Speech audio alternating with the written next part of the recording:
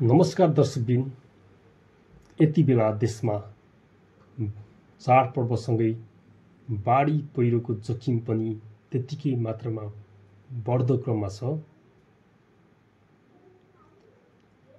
यदि तपाईँ दशैं मनाउनका लागि कुनै ठाउँको यात्रा गर्दै हुनुहुन्छ भने एकदम सुरक्षाको सावधानी अपनाउनुहोला।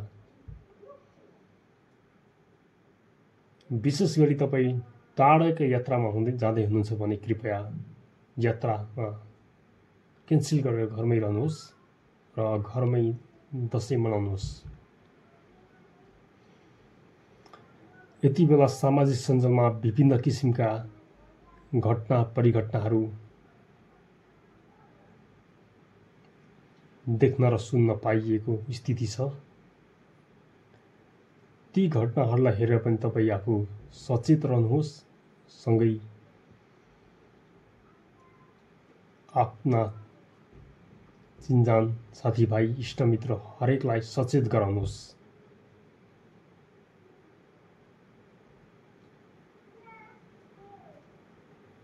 प्रकृति विपत्तिसँग हामी जुझ्न सक्दैनौँ, तर पनि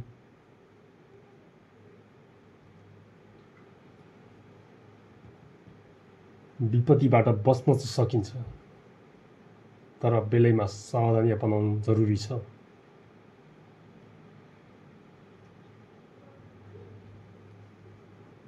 विभिन्न ठाउँमा गइरहेको बाढी पहिरो, सडक अवरुद्ध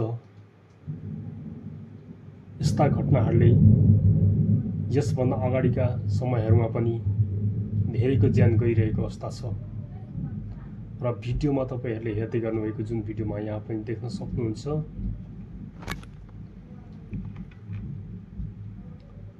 विभिन्न ठाउँमा आएको बाढी पहिरोहरू पनि यो भिडियोमा स्पष्ट देखिरहनु भएको छ। तपाईले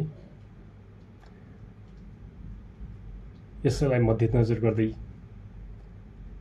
आफू र आफ्नाजन साथीभाइ सबैलाई सचेत गराउनुहोस्। हेर्नुहोस् यहाँ कस्तो कस्तो बाढी र पहिरोहरू आइरहेको छ। कति ठाउँ डुबान भइरहेका छन्।